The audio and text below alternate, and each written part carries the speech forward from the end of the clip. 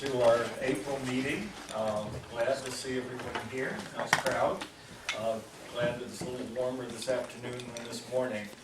I am Mike Ehrman, the chairman of this group. Helen Wilson, who you'll hear from in a minute, is in the back as one of our two vice chairmen. Evelyn Young is sitting back as our treasurer. And members of our executive committee, Pat Hughes in the back, and Ralph Dunn somewhere. In the corner. There he is. There's Ralph. Those are the officers of our organization. This Squirrel Hill Historical Society is in its 11th year. We have new people here, so let me give a little background. It's in its 11th year of doing these talks and doing walking tours. We're a volunteer organization. We don't have a regular office. I use when you call phone, it's my phone. When you need to ask questions, we do have a good website, which is listed on the bottom of our literature, and I urge you to go and look at it. There's a lot of valuable stuff on that. We are a membership organization. These talks do not require membership, but we welcome membership. It's $10 for individuals and $15 for couples and $25 and above for patrons. And we have sign-up sheets back there. Members receive a newsletter just for the members. And members also, have a reduced rate on our walking tours, which do cost. And I have an announcement about this year's walking tour that I'll start with. It's a little different than usual. We're doing a walking tour of the Homewood Cemetery on June 7th. For the first time in about eight of these, it's going to be sold out, and it's going to be sold out very soon. We can't have more than a certain number of people because they won't be able to hear the guides. There are sign-ups in the back. I have to ask this. Anyone who's a member that wants to go on this should sign up and pay the fee tonight because we're going to run out of space. Those who are not yet members of the Historical Society, we will take your name and put you on a waiting list. But again, for the first time ever, I'm not sure there will be space. We will let you know within the month. But there's been a great deal of interest in this walking tour, which we're pleased with, and we will not have many spaces left. Other thing I always talk about is the talks that are coming up, and we have some interesting variety. Next month, the Randall's Toy Store, Jack Cohn will speak to us, and he's going to talk about the toy store, and at our suggestion he's do a couple other fun things. He's going to talk about the five or so most popular toys over the years. And he's going to talk about the 5 or so toys that are right now the most popular.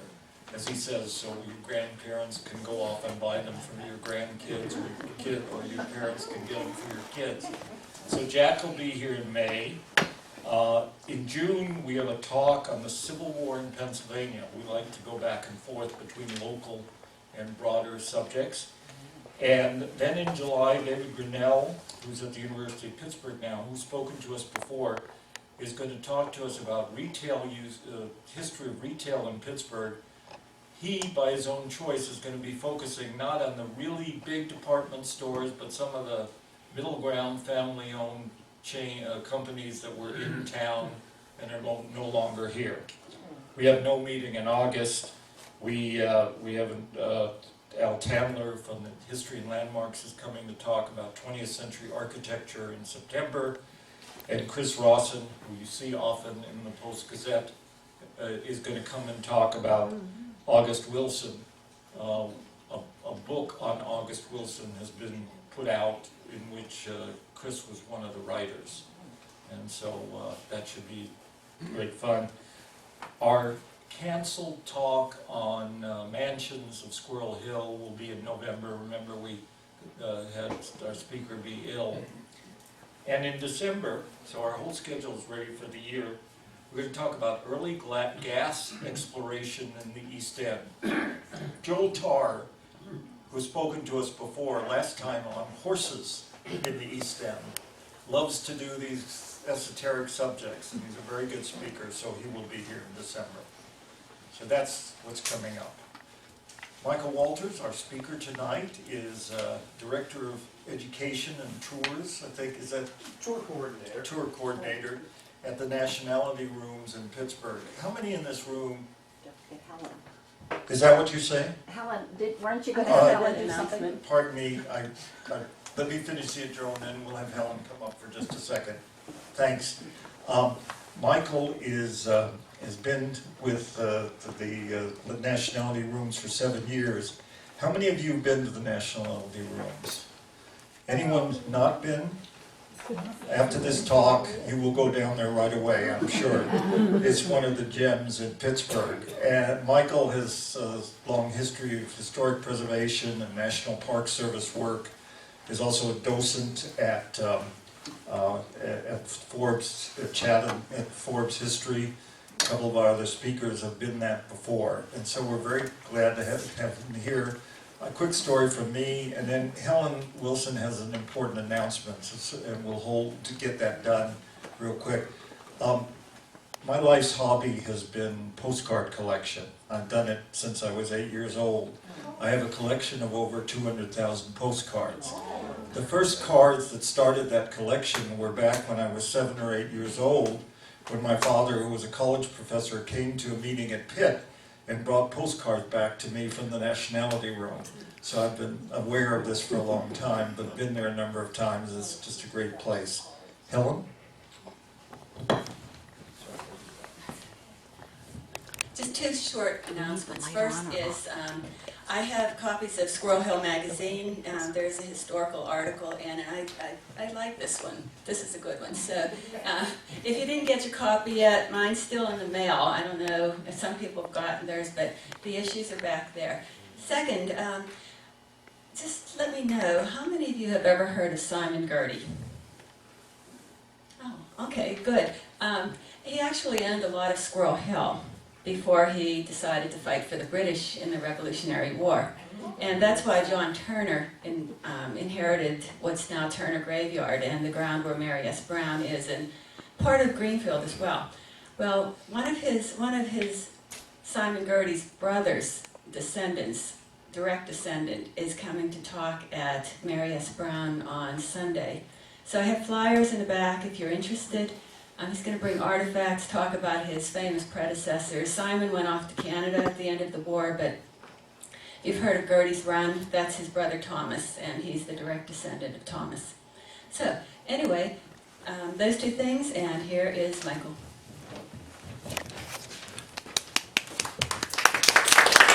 Thanks, everybody.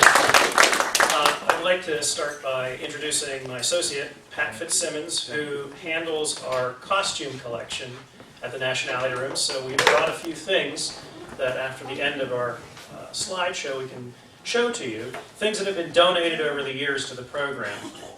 And the program is a living program. The Nationality Rooms started in 1926 as an effort with the nascent Cathedral of Learning to bring the communities into this effort to build up the University of Pittsburgh. And over the years, many things have been given to us that you generally don't get to see if you come into the rooms, because the rooms are largely locked in time from when they were built. So as we go through the slides today to look at some images of the Nationality Rooms, it would be helpful not just to view them alphabetically, but to consider big themes as to why the rooms came about and what they interpret to people nowadays. As I said, the program started in 1926. It was the idea of Chancellor John Bowman, the 10th Chancellor of the University of Pittsburgh, and a sociology instructor named Ruth Crawford Mitchell. And as John Bowman put it, he wanted these rooms to be illustrations of the good things that people brought to the United States and to Pittsburgh. So they do represent the aspirations of these people, and they serve as inspiration for tens of thousands of students who have studied in them. I mentioned it is a living program. The Nationality Rooms still works with ethnic communities to form committees and have Nationality Rooms. So just 2 years ago, we had 2 new rooms constructed and dedicated, the Swiss and Turkish rooms. There are several others that are in the works. Probably the next one that will come about is the Korean room. And the Korean Heritage Room is slated for construction beginning in 2015. Another aspect of how it is a living program is that way back in the late 1940s, these committees felt that after they had built their rooms, the first set of them, it would be good to stay together and to raise funds to promote scholarships to send Pitt students abroad. And so we recently had awarded about 40 scholarships for summer study abroad this coming summer. This is something that's offered to undergraduate as well as graduate students. There's also the Bowman Faculty Grant, which can send a Pitt faculty member abroad to continue their research. So as I go through the slideshow, I'd like to point out these major themes. There are rooms that show educational virtues. They wanted to focus on the idea of broad liberal education. There are those rooms that want to show how they've preserved their heritage over the course of centuries, if not millennia. There are rooms that, while it's not a major theme of the room, certainly give a great deal of credence to the artistic traditions of the people. And so there are art objects in the rooms as well. There are rooms that also seem to celebrate the idea of nation building and inventing an identity associated with a nationality. There are rooms that, as I've termed them, of the people. They are rooms that want to show aspects of the humble nature of that ethnicity. So they might look like a cabin or a farmhouse. And so these rooms are almost like stepping back in time. And then there are those that mush a lot of these things together, and they're the everything else rooms. The educational virtue rooms, as I mentioned, emphasize the systems of education, or they celebrate particular people or their achievements. And this is certainly one of the major themes of the rooms, and most of the rooms do fall into this. So the first one we'll take a look at is the African Heritage Room. This was dedicated in 1989, and it is not particular to a country. The local African American community, working with a designer at the University of Pittsburgh named Lawrence Glasgow, a professor of Africana Studies, came up with an idea to show different time periods and different locations of the African continent, rather than try to elevate one country above any others. So that's why it bears this name, African Heritage Room. And in the photograph, it is designed to look like an Asante village. So the prototype would have been a village in what is present-day Ghana. And the room has been constructed with fiberglass and plaster to resemble the adobe that would have been used in these historic buildings from the 18th century. And so the student seating is made of fiberglass, but it's to represent red clay, steps up into these buildings. In the window wall, these large geometric forms would have been made of whitewashed adobe. Here they're painted styrofoam. So these rooms take existing Cathedral of Learning locations and they retrofit them with their designs. Now, since the building itself is a historic landmark, it cannot structurally be changed that much. This was something that way back the committees also weren't allowed to totally alter the appearance of the building. But today, windows of the Cathedral of Learning are considered part of that historic preservation. So the newer rooms from the 1980s and 90s and this century mask the appearance of the building windows. And in this case, they successfully mask it with these styrofoam insets. This is a room that, through its plaster decoration and its wood carvings, gives the idea of a liberal education. And perhaps this is the best way to start the lecture, that to learn about the future, or to prepare for the future, one must look to the past. The top illustration shows these imaginary birds called Sankofa birds. And as you see, one is looking towards the future, while the other plucks a seed from his back to plant into the future. So it's a great example of learning from our predecessors. The bottom two panels represent two of a number of wooden carvings that are on the inside of the entrance door. And these represent ancient African kingdoms. They also represent a great geographic swath of Africa. The one on the left shows Akhenaten, Pharaoh of Egypt, and Aten, the son, in between he and his wife and children. This is the first instance of a monotheistic religion that was recorded. The next one shows the king of Mali, who held his court at Timbuktu, receiving an Arabian trader. So this shows contact with the outside world, but Timbuktu is a seat of learning, and to this day is a great repository of ancient learning and books. So these are some of the themes that they wanted to get across, that it was not necessarily a room to represent something exotic, but these universal human values of self-improvement, preparation for the future, and learning from the past. The Chinese room does something very similar to that. This room is from 1939, and it was designed to look like an imperial reception room at the palace in Beijing. The architect was a Chinese artist who was active in China as well as the West Coast. His name was Ten Kui. And the ceiling of this room definitely shows a great deal of imperial designs, but the back of the room has a large slate carving of Confucius. The circular table has around it quite a few chairs that illustrate Confucius's ideals of an educated gentleman. So any person sitting in one of these would sit in one of these lessons to become adept at charioteering, archery, etiquette, calligraphy, music, or perhaps to graduate to more abstract things such as regulating your family or making your feelings sincere. If you're lucky enough to get the two chairs that represent the crowning achievements of your education in ancient China, you would be governing your country or tranquilizing the world. So you can clearly see the imperial golden dragon in the center, representing the emperor. There's a good deal of animal symbolism in this room as well. The laughing lions, which guard the interior side of the door, are symbols of good fortune.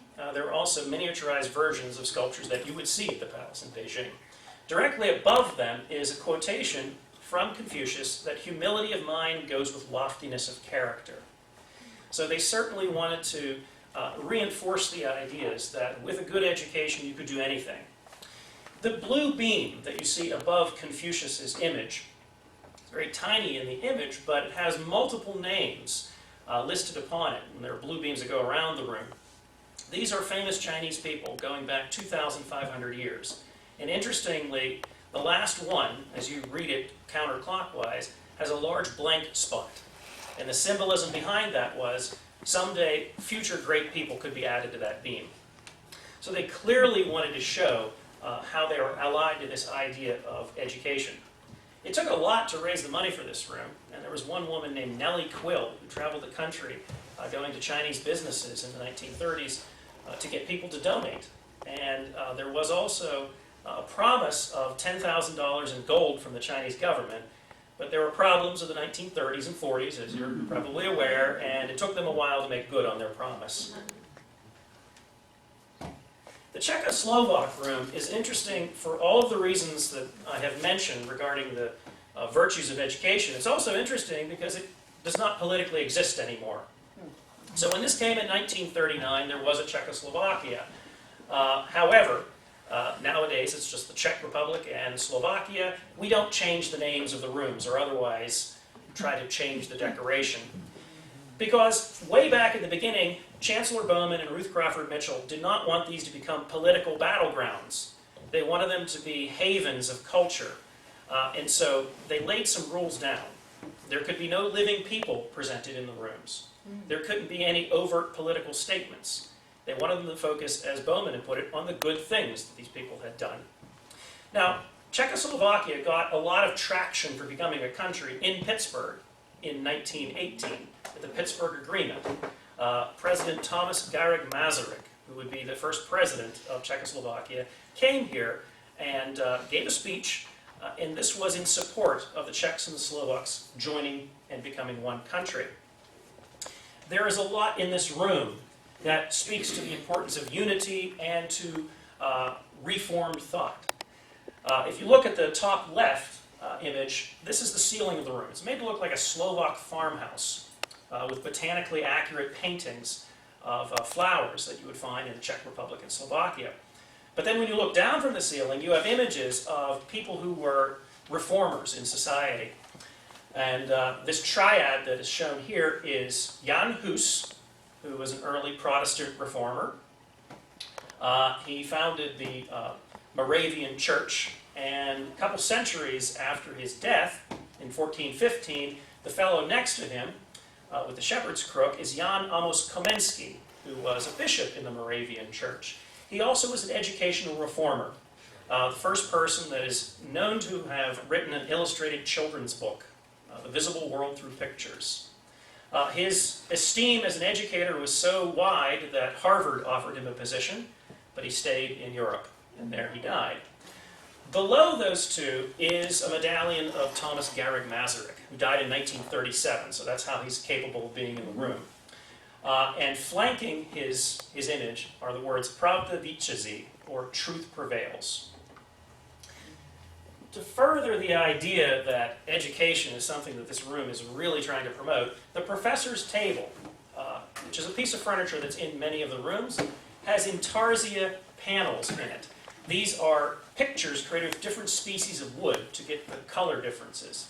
And in this one, we have representations of technology, it's on the side, philosophy, which is the owl on the book, law, medicine, on the other side that's invisible to us in this picture, biology. So reminders of what you could study in this room. The German room is one of the original rooms. There were 4 committees who completed the rooms in 1938. The German room was the beneficiary of a pretty active community to raise funds, and they commissioned an architect who was born in Germany named Frank Linder to design this room. And this is Linder's take on a German Renaissance-era lecture hall. The room is outfitted with beautiful walnut woodwork, and there are carvings representing the names of famous Germans and German-speaking Europeans. And like the African Heritage Room that we saw a few minutes ago, this room gives you the idea of the scope of the liberal arts, because the names are set in groups of writers, artists, composers, and scientists. The room was completed in 1938, but it would be a number of years before the stained glass windows were installed. They had an issue with fundraising, and so the windows were designed by Charles Connick Studios of Boston. You may be familiar with that name because that was the same studio that created the windows for Heinz Chapel. Connick had popularized a neo-medieval style, and he actually had collected and set aside medieval German rondels that are in these windows. So the windows are treasures of Pittsburgh art because they represent designs that were created in the 20th century, as well as the integration of centuries-old pieces of glass. The other picture shows the front door entrance to this room, and it's in a late Renaissance style, sort of lurching toward the Baroque, since it's very Baroque looking. But the crest above the door is the University of Heidelberg, which is the first German university, founded in 1386. Just to hammer home the point that there are famous people that they want to pay homage to, among the composers we have Beethoven and Brahms. Now if you visit the room, you're going to find some Austrians too. Mozart and Schubert are there. This is because they wanted to include German speakers. There are also crests to represent not only German cities, but German-speaking regions of Europe. So if there are any Polish people out there, there's a Polish white eagle that's in this room. There's also a rampant lion to represent Bohemia, a Swiss cross, and a double-headed Austrian eagle. This is the first bank of stained glass windows. They were installed in the mid-50s by Connick Studios, and they are Grimm's fairy tale windows. There is a great deal of the written word in the German room to further the idea that it is through that dissemination of knowledge that people learn. And the Grimm's fairy tales are a favorite among tourists, especially the kids. So we have Cinderella, Snow White and Rose Red, Sleeping Beauty, Rumpelstiltskin, and Tom Thumb shown in these windows. And the second bank includes Little Two Eyes, Hansel and Gretel, Snow White and the Seven Dwarfs, Little Red Riding Hood, and the Frog King. So if you come by to the room, you can really follow the fairy tales all the way through. The Indian room is one of the newer rooms, dedicated in the year 2000. It's on the 3rd floor. And the 3rd floor rooms represent the new construction. The 3rd floor rooms also represent the changing characteristics of people settling in this region. So it's in the past 30 or 40 some years that we see a great increase in Indian population in our region. So they're very active in proposing to have a room. There are actually two streams of people that were considering it, and they joined forces and had their committee, and by the year 2000, created their room. This room is based upon an ancient Buddhist university called Nalanda University. It's now a UNESCO World Heritage Site. It's an archaeological dig site. The Italian room is from the 1940s, and this is also a room that gives the great idea of education transforming the world. The room is set up in an ecclesiastical manner. That's the architectural inspiration. But within the woodwork that goes around the room, there are the names of famous Italians: Da Vinci, Dante, Botticelli, Michelangelo, Verdi, Marconi.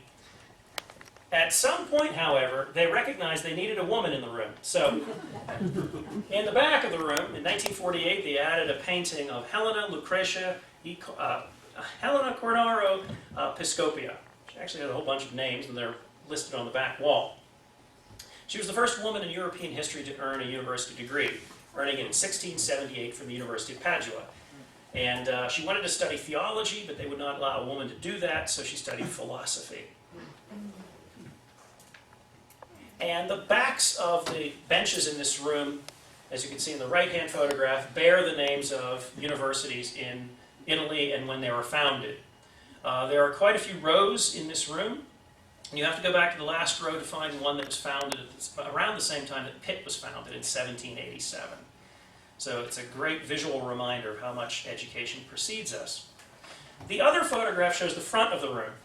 These are functioning classrooms, so it's up to the committees to design how they need to meet the needs of education. There has to be an area for the professor to teach from, there have to be areas for the students to sit at and take notes, and there has to be a chalkboard. Now, in the case of this room, the chalkboard is hidden behind those doors in a cabinet that looks like an armadio, or where a priest would keep his vestments. And on top of that, we have a bust of Dante. The photograph, unfortunately, is a little bit fuzzy, but the names on this side include Da Vinci, St. Francis, Botticelli, and Michelangelo. Now, I'd like to point out Botticelli and Michelangelo because there's an interesting connection between those names and the events of the 1500s that these chairs are connected to. These guest chairs in the room are known as Savonarola chairs. And Savonarola was a radical Dominican friar who gained control of Florence after the Medici were kicked out. He attempted to stop humanism. He attempted to stop the Renaissance. And for a time, the Florentines accepted him. But he became infamous for what he called the bonfires of the vanities. That name should seem familiar from the novel. And eventually he ran afoul of the church. Botticelli was swept up in this, and he destroyed many of his paintings, thinking they were profane. And Michelangelo was a young man at the time, and for a time was enamored with it, but eventually turned away. Savonarola was eventually executed. But his chair, which still exists in the Palazzo Vecchio, is of this design, and it bears that name. So the room is a great microcosm of this shift in secular thinking coming from a medieval religious background. The Polish room is fitting that it also represents this striving for educational betterment, and it is also, like the Italian and German rooms, in a Renaissance style. So this room is set up like a conference room with a table that is inspired by a dining hall table in Wawel Castle in Krakow. And in the rear of the room there's a large portrait of Copernicus. The idea of exploration and education is also shown in the Jagiellonian globe. This was a reproduction of the original from Jagiellonian University Library that was created in the early 1500s. This is actually 4 times larger than the tiny original. And what makes it significant is it was the first globe in history to show North America as a separate continent. The idea of higher education is also represented in the Polish room with the many windows with the seals of Polish universities. One of which is the Polytechnical School of Lvov, which in 1944 became part of Ukraine. So the borders shifted, but we don't take the window out.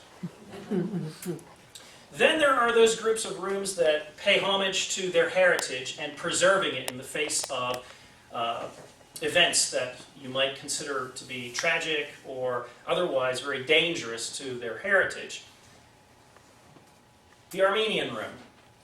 The Armenian Room was from 1988, and it's designed to look like the library in one of their monasteries, called Sanahin Monastery. And this room has the distinction of being the heaviest nationality room. It is all stone, except for the furniture, and weighs 22 tons. So it was specially reinforced so it wouldn't fall into the second floor. It's a small room, and it's mostly used for very small classes. So if you come and visit it, you have a good chance of actually getting into this room. The Armenian people had a watershed event occur in 1915 when Armenia was invaded, and hundreds of thousands of Armenians died. And also, many went into a diaspora. So when this committee was proposing the idea of a nationality room, this very small group of people decided they needed some more Armenians to have a committee. And they went through the phone book and they looked for people whose names ended in IAN. And they called them and asked, "Are you Armenian?" And eventually they got enough people to donate, and they had their room. Ostensibly, the room has a religious character to it, but there's a lot that shows the depth of the history.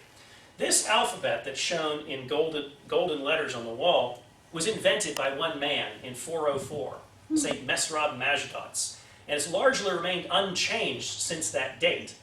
So there's this sense of unbroken continuity that you get when you look at this room. When the room was dedicated, a piece of basalt from the original monastery was engraved with the words Sanahin, 10th through 12th century, Pittsburgh, 20th century. And before they put it into the wall, they found 5 survivors of the forced exodus in 1915 still alive in Pittsburgh to put their thumbprints in that mortar. And they found a baby Armenian girl in Pittsburgh, 6 months old, to put her handprint in there to show that sense of passing on their heritage. Now, the Lithuanian room is of particular significance to me since my family's Lithuanian. And this is a folk-style room, so it doesn't attempt to reproduce any particular building that you would find in Lithuania, but throughout the room there's a celebration of the importance of preserving their language and their customs in the face of various occupying forces. There's also a great deal of nature designs in this room, as it was one of the last Christianized countries of Europe. The sculpture on the left is called the School of Sorrows, because from the last third of the 19th century through the first few years of the 20th century, the occupying Russian forces forbade the teaching of Lithuanian in schools. So primers were smuggled in so that students can learn their language. And ostensibly this shows a woman teaching her child to spin. However, the child is reading a book if you look behind the wheel. Many of these materials were smuggled in by a medical doctor named Basanovicius, and his is one of the names carved into the room. Another name carved into the woodwork of the room is Čiurlionis, and we have the painting from the rear of the room represented here. He was Lithuania's most famous composer and painter, and he painted at a time when symbolism was very popular in the late 19th and early 20th centuries. This is one of his more straightforward paintings called The Two Kings, showing a young king and an old king, and the young king is holding this jeweled, illuminated model of a Lithuanian village while there is a dark and medieval background behind them, perhaps to represent their troubled past. The Israel Heritage Room also has a great deal to do about the preservation of a culture. This is another heritage room, so it's not the Israeli room, but rather it interprets Jewish history through a number of centuries, the 1st through 6th centuries of the Common Era. And in many ways, it's an archaeological room. There are reproductions of things that were excavated, such as the frescoes of Dura Europos. Dura Europos was a Roman outpost in present-day Syria, and in the 1930s it was excavated by Americans, and they found that there were Jewish people, pagan Romans, and Christians all living together, and they freely associated with each other. So in this fresco reproduction, which came from the synagogue at Dura Europos, Ezra is shown on the left reading the law from morning to noon, and he's dressed in a Roman toga. There's a representation of Moses striking the rock for for the water to issue forth, and also Aaron and his sons consecrating the temple. There's a great deal in that room that has to do with the written word as well. So you'll find the Ten Commandments and a reproduction of the Isaiah scroll from the museum in Jerusalem. The Romanian room is a room that is from the mid-1940s, 1943, and this is also a room about preserving a heritage, but the story of how the room came about is also very inspiring. The Romanians had raised a great deal of money in the 1920s, and they put it in Sharon Bank, which failed, or, if you want to read between the lines, was embezzled. So they lost all their money.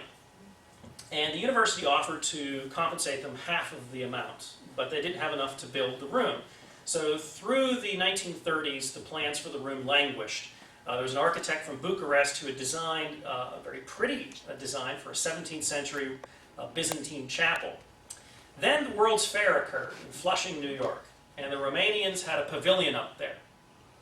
They were not disposed to take their stuff back to Romania because of the war, and eventually they'd be declared enemies of the United States. So this material passed to the committee, and they fitted it into the room in different manners. In this image, there is the gate that you see here. This separates the main part of the room from the alcove of the building, and it gives the effect of you're walking into a side chapel. They also reused a mosaic that was at the floor of the World's Fair and put it into the wall, and this represents one of the martyrs of Romania who he and his family gave up their lives to preserve their Christianity and also their semi-independence from the Ottoman occupiers. The chairs in this room are an interesting mix of university production, and the slats were from the chairs of the World's Fair, carved with a penknife. And they've held up after all these decades. The Ukrainian room is a fairly recent room from 1990. And this is a room that not only is about hospitality, it's a very warm room. There's an indication of a warming stove if you were to come in the 18th century and warm yourself by that. But it's also a reminder that you learn from different cultures and never forget your own. The central beam, the zvolok in this room, bears an inscription by Taras Shevchenko, which, if you've been reading the news, is a name that's come up recently. He was one of the Ukrainians' favorite poets of the 19th century. He's considered the national bard of the country. And a few weeks ago, there was a public reading of his poetry, which was interrupted by violent forces. The quote on that zvolok by Shevchenko says, "Learn, my brothers, think and read. Learn foreign thoughts, but do not shun your own country." The Irish room is, I actually have to say I debated where I should plop this room, so I put it in here. But this is a room from 1957 that represents an Irish oratory. So it has an educational function to it, even though it's a religiously inspired architecture, where monks could go to teach and to learn from each other. The windows were gifts to this room from the Irish government, and they represent great teacher saints, including St. Columkill, who founded a variety of monasteries, including the monastery at Kells, which is famous for the production of the Book of Kells. In the Book of Kells, this illuminated manuscript that's 1,200 years old is represented by facsimile in this room. The carvings in the chairs are geometric designs taken from the pages of that book. Now, this is the smallest section of rooms that represent artistic traditions. So if you wanted to come and see a variety of different types of artwork or representations of music, some of the rooms really promote that idea. The Austrian room is based upon a music hall that Joseph Haydn would have used when he was in the employment of Prince Nicholas Esterhazy. And on the left, there is a poster describing the composers active in the Austrian Empire. The names underneath the shields are native Austrians, and they include such people as Mozart from Salzburg, Haydn, Bruckner, as well as the Strauss family. The names below that are composers from regions that the Austrian Empire controlled. So they include Bohemian composers, Dvorak and Mahler. So it's a who's who of European composers.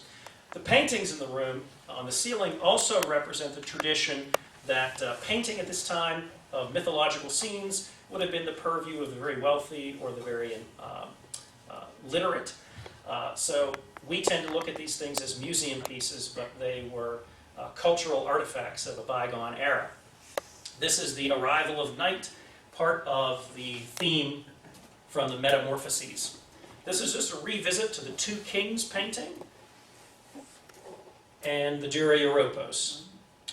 There is some sculpture in the rooms. This is from the Yugoslav room, post-war motherhood by the architect Vojta Braniš.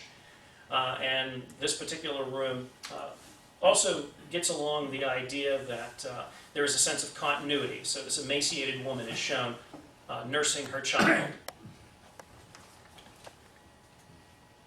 The Russian room is an interesting room because it's hard to pigeonhole. It was designed by Andrei Avanov, who was the director of the Natural History Museum, the Carnegie Natural History Museum, until the late 1940s. Avanov pretty much designed everything in this room, including the chairs, which have these tiny little carvings of animals that have symbolic significance. This is the lion of Scythia to represent the ancient people who settled in Ukraine and Russia.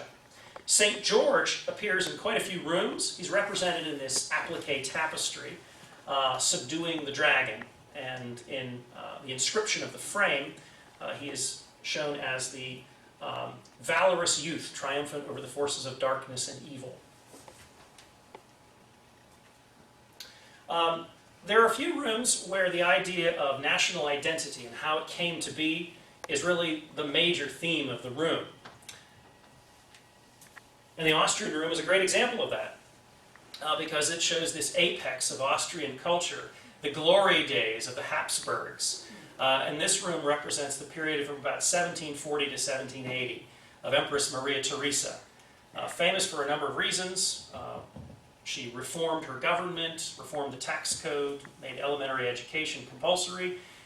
Perhaps most famous is she was the mother of Marie Antoinette. So this was how the Habsburgs spread themselves and established dynastic relationships, and we know how it ended, at least with her daughter. Once again, that slide. Perhaps fitting that we go from the Austrian to the Hungarian room, since there was that period of their close association.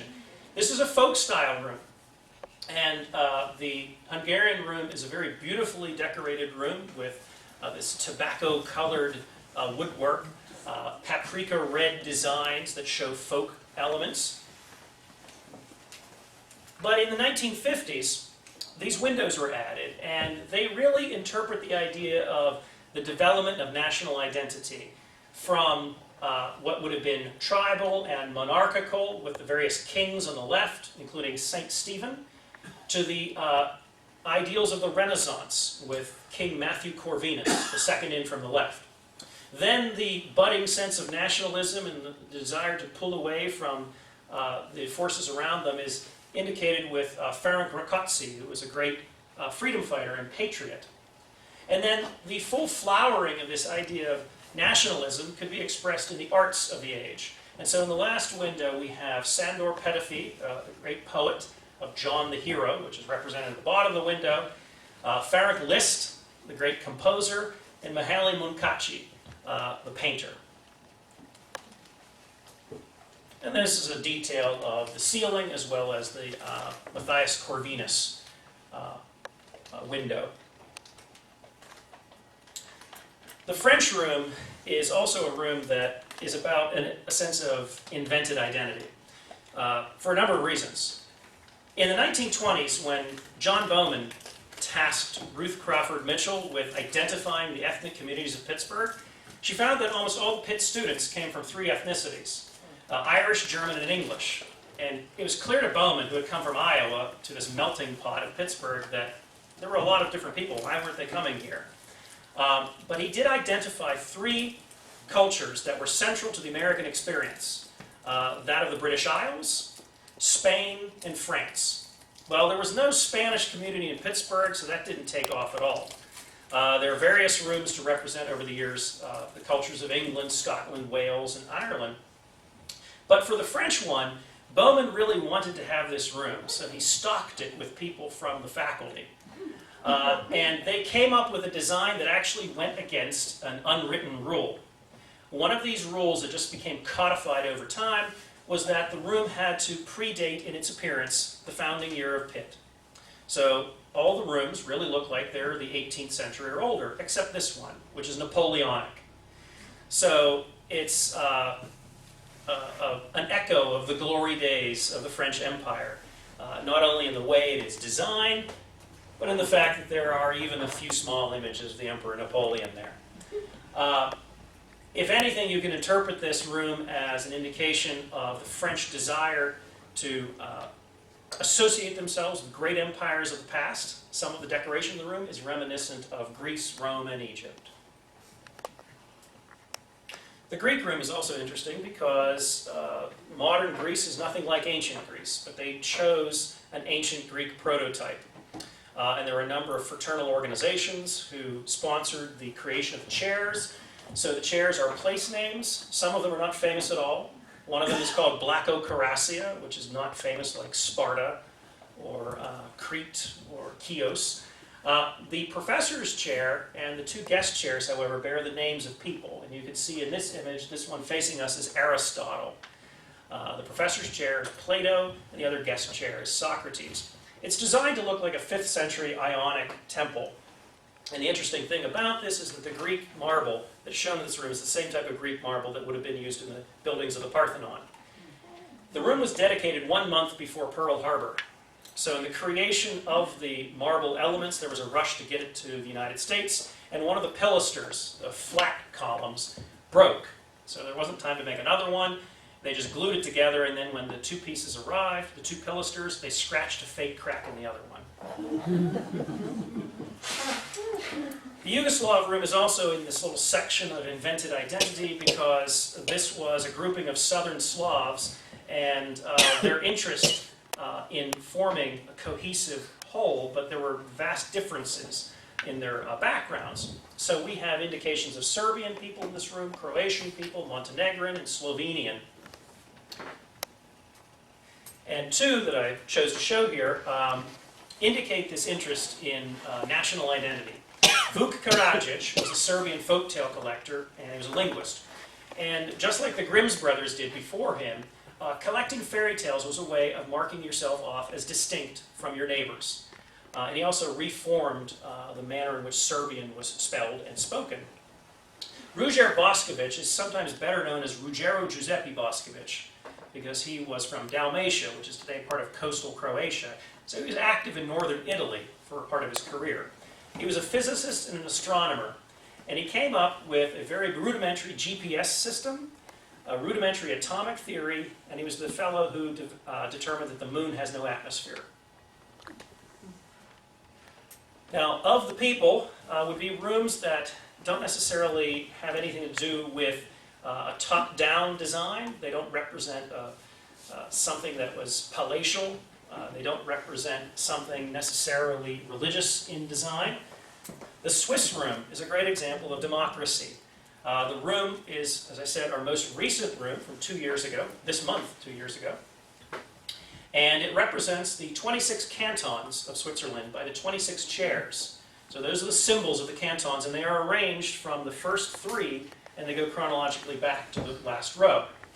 The room also has further symbolism in that there are 4 trestle tables done in what's called a Stabellen style, and they represent the 4 languages of Switzerland. So Romansh, Italian, French, and Swiss German. The cantons formed in the 1200s, the first 3 as a way of resisting Habsburg invasion, and eventually they invited others to form a non-aggression pact to the limit that Switzerland is today. The room also represents 2 great liberal thinkers of the time, Jean-Jacques Rousseau and Johann Heinrich Pestalozzi. Pestalozzi took a lot of Rousseau's liberal ideas and adapted them to reforming education. So he was one of the first people to recognize that education can't be just classical. He said that elementary kids should also have physical education. So he was one of the first people to introduce gym. The early American room is lumped in here because this is a sort of an oddball room. But when we talk about what is Americanism, it's a hard thing to come up with. So this is a gift, actually, from George Hubbard Clapp, the president of the Board of Trustees in the 1930s. And it represents his forebears who came to Massachusetts in the 1600s. It's like a 17th century New England cabin. Interesting thing about this is if you come on a guided group tour, you get to go to the hidden second floor room. And there's not much up there. It's a bedroom, but at least it's fun to go through the hidden wall. The English room represents the law that people live under in England. So it's designed to look like the House of Commons. It also has the distinction of being the largest nationality room, seating 64 people. This room contains many objects that were donated by the English government through the work of Lord Alfred Bossum, the designer. He was a member of Parliament, and after the original House of Commons was bombed in the 1940s, he was able to go through the wreckage and get things to incorporate into this room. The Japanese room is of the people because it represents a middle-class house, a house that somebody in Kyoto would have built with their own hands. Interestingly, this was built in Kyoto in the 1990s, disassembled and sent to Pittsburgh and put together like a big Lego set. So it's nestled within the structure of the building. And besides showing aspects of the lifestyle, it also shows the importance of education or the liberal arts. So this committee is very active in rotating the items in their display cases to show artistic traditions, such as woodblock prints, festival items, such as doll festivals. Right now we have the Year of the Horse, there's a little horse doll in there. And then ritualistic traditions, such as the tea ceremony, shown on the bottom shelf.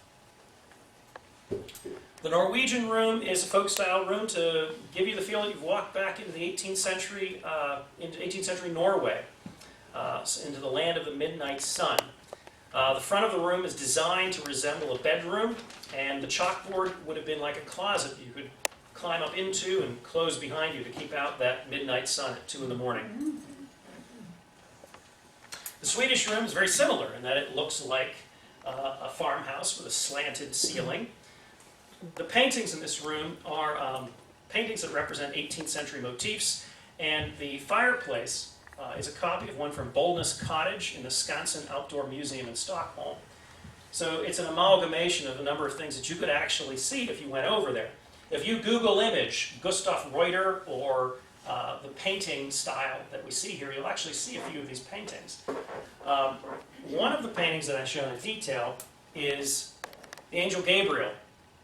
And the painter who painted these in the 1930s was named Ollie Nordmark. He threw some funny little errors into his paintings. And you see a number of the early rooms have these errors in their decoration as a way of showing that man is imperfect. So in this one, it's pretty obvious. Gabriel has 2 left feet. The Welsh room is one of our more recent rooms. It's from the year 2008.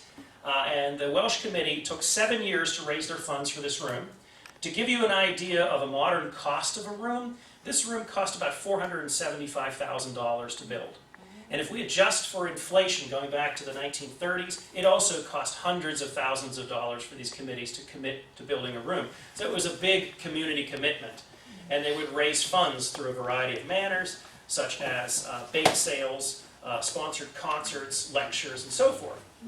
The Welsh Committee decided to reproduce Penrhyn Chapel, which would have been a rural chapel in Wales in the 18th century. And they really wanted to force the idea that this was a safe haven for Welsh to practice their non-conformist religion, meaning non-Anglican religion, in their own language. So there are a number of indications of the Welsh language in this room. I can also tell you that this is the first room in which the university demanded that the Nationality room follow ADA compliance. So they had to make the aisleways at the ends of these benches wide enough for a wheelchair. They also demanded that because they were taking existing rooms, that they keep the same seating capacity. So this is a 40-seat room. Now, I invite you to come and visit this room and sit in these benches if you can wedge yourself in, because they really jammed them in, and it's very uncomfortable. They explained during the design of the pews that they wanted a central bar in your back to keep you awake during a 5-hour service, and these would keep you awake for the hour-and-a-half class that you might be in it. Everything else is just a catch-all of some rooms where they have a number of these different themes, but no one theme trumps any other. The Russian room. It celebrates religious motifs as well as folk motifs. The Scottish room. There's a great deal about freedom. The thistle is shown quite prominently. Clan symbols of Western Pennsylvanian clans are shown. Great prominence is given above the fireplace to Robert Burns. So the next time you sing Old Lang Syne and raise a pint, you can think of him. Nearby, we have statuettes of William Wallace and Robert the Bruce.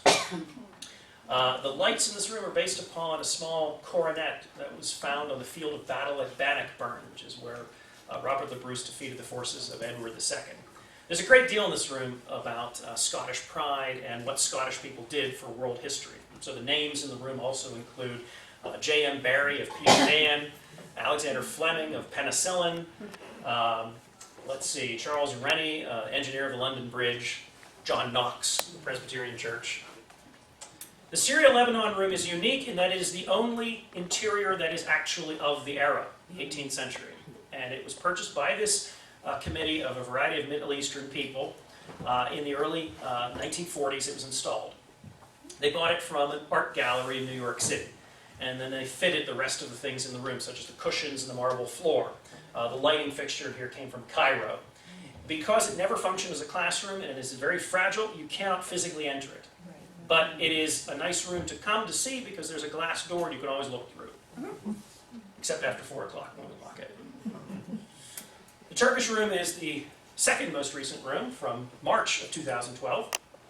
And this room was a room in which the committee really wanted to focus on modern Turkey and the development architecturally from the pre-Ottoman period through the Ottoman period to finally the Turkish Republic.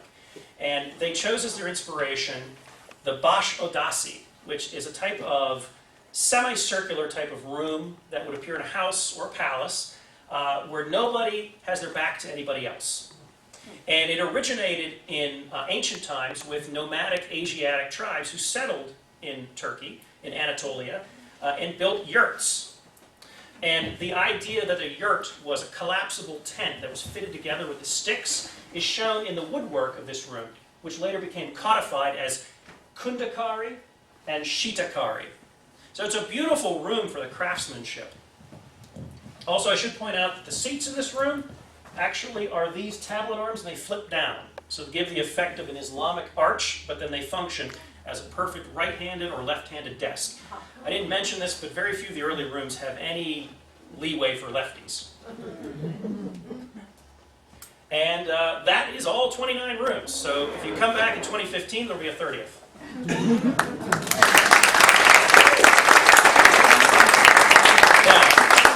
It is a program that, as I said, has a number of objects. So we'd like you to take a look at these, if we have the time. We do. Okay. And what I can do is hold them up while my associate Pat describes these objects from where they came, what their age is, their significance. And though you may not see every one of these things, if you came to our open house, which occurs the first Sunday of December every year, you will see my student guides, members of Quo Vadis, a student club since 1944, describing the rooms in this type of costume. Also, I'd like to point out that one of our guests is familiar with the Cabaret Ball, which is a celebration of the committees. It occurs April 27th. Right now, we are going to celebrate this year the 75th anniversary of quite a few of the committees and the 25th anniversary of the African Heritage Room. So it's a meal, there's entertainment. If you'd like to take a look at that, you can visit our website, www.nationalityrooms.pitt.edu, or pick up one of these brochures that was nicely dropped off this evening. All right, so I'll hand the mic over to my associate, Pat.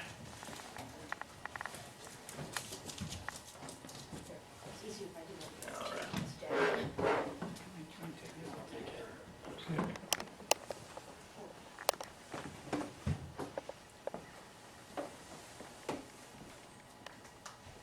And this is her husband, Dave.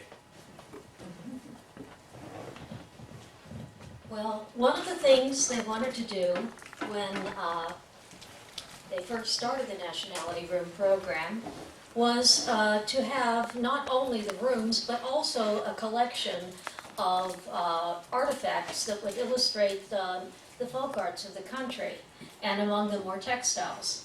Over the years, we have received many donations, and this is one of our most recent. This is a Ukrainian blouse from around 1920, and there is also an apron. You've got it backwards. And this is the apron we received at the same time. But the lady who sent it to us said this was made by her mother just before she came over in 1920.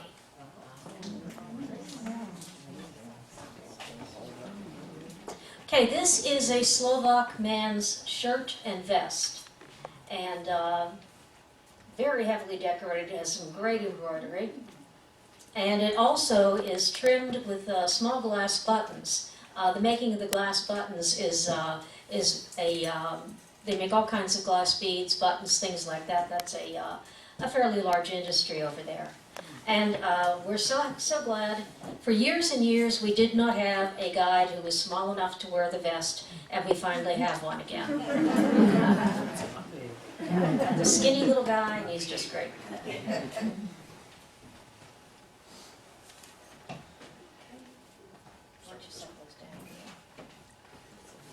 Okay, and this is a Romanian blouse. It was donated about 15 years ago.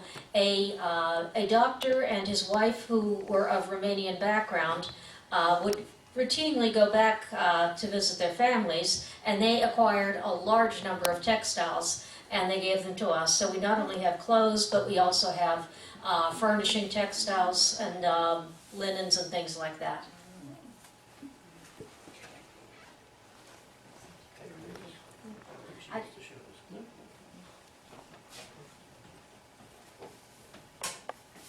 Now this is a pocket that would be worn on by a Swedish woman. It would tie around her waist.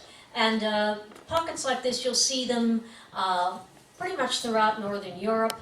And if you notice the trim, the edges are all bound with red. Red is considered a lucky color. It keeps away evil. And so to make sure that your money and your valuables are safe, they trim everything with red.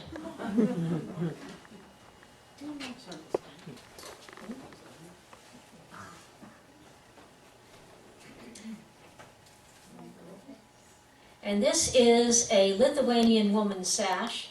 It's probably about 100 to 125 years old. These are a standard part of a woman's costume, and they're hand woven of wool. So I think that's all we have.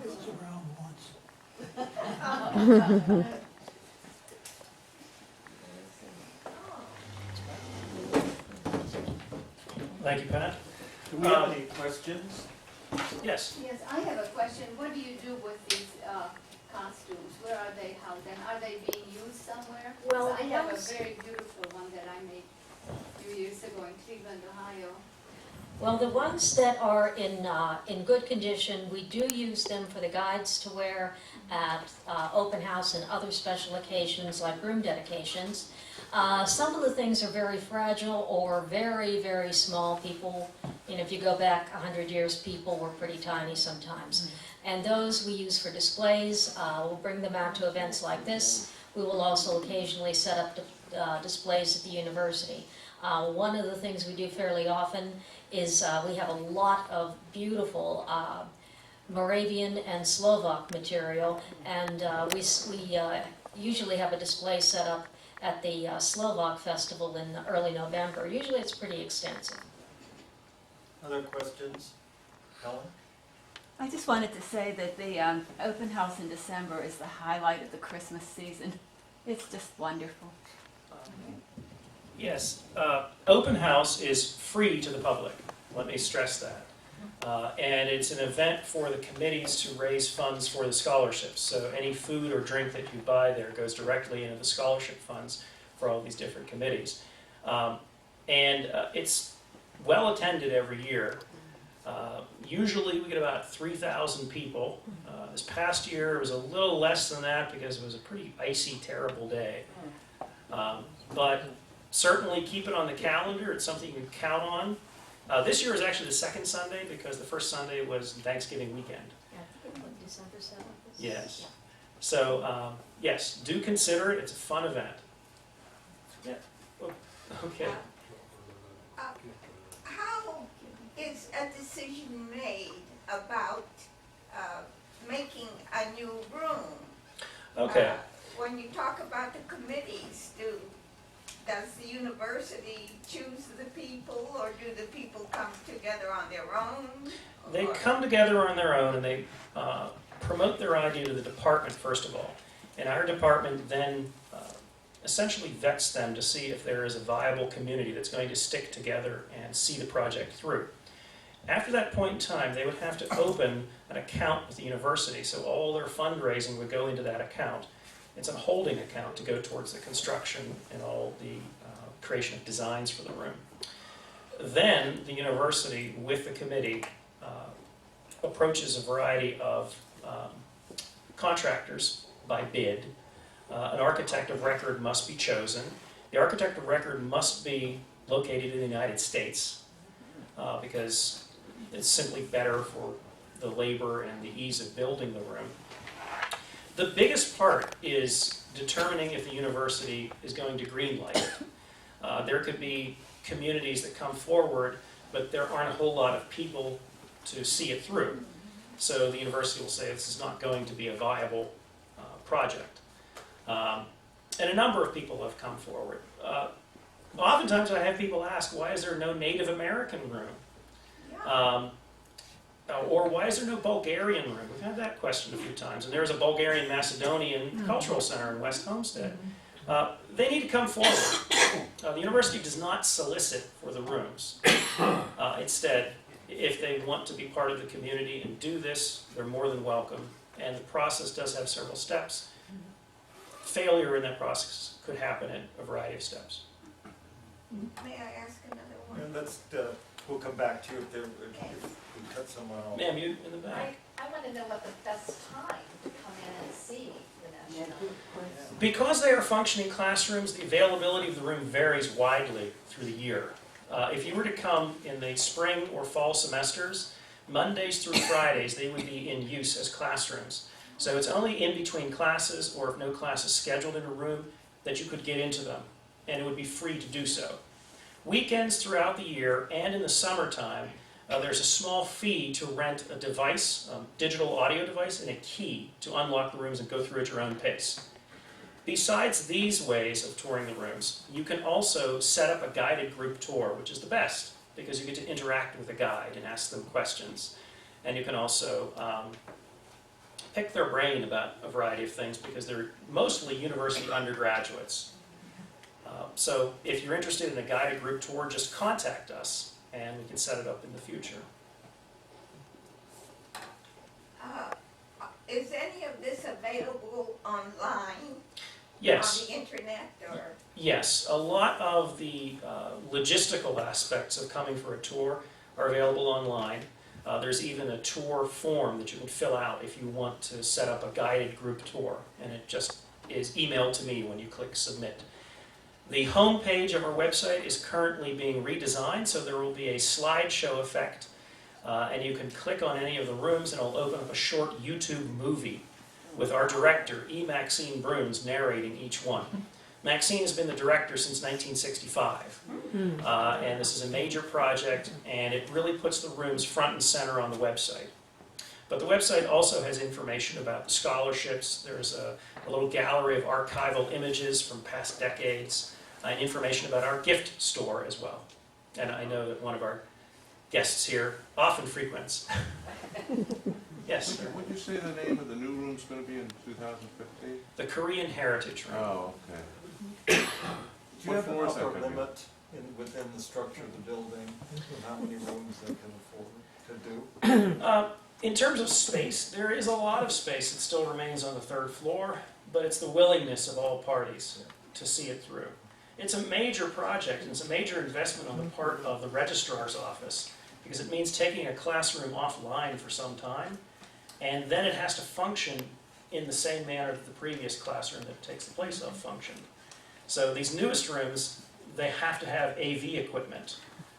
They need to have internet connectivity in them. And that becomes a challenge when you're trying to make something look like it's the 18th century or older. Yes, ma'am? How is student appreciation? Is there vandalism? Is there, do they respect it, and is that an issue, or? Generally, vandalism is not a problem. However, improper use of the rooms is. The rooms are posted with signs that moving the furniture is not permitted, eating and drinking is not permitted. But it seems ubiquitous that people have to have a cup of coffee or a bottle of water with them. It's impossible to police that, just because to remove every classroom that violates in that way means that nobody would get to use the rooms. In terms of overt vandalism, it's very rare. If anything, breakage or other types of damage occur just through use. Somebody's sitting on a 75-year-old chair and the chair back breaks, so then it gets sent out of the carpenter's office by way of my office. Usually stays in my office for a few months. Any other questions? Yes, ma'am. Are these rooms very well known throughout the country, for instance, or Well, to other users? we assume so. We have a very extensive Wikipedia page that's updated by somebody I don't know. But we recently, with our new website, have been able to track our visitorship to the website. It gives us an idea of where in the world people are visiting. So for example, last month I checked that we had 4 visitors from South Korea who went on our website, and I can track how long people stay on the website. So it gives me an idea that it's a destination website. They're searching for the Nationality rooms.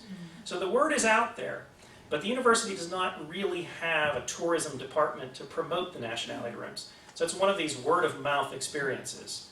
And since it's been around so long and it really doesn't change a whole lot, people can count on it to be there. Well, thanks a lot.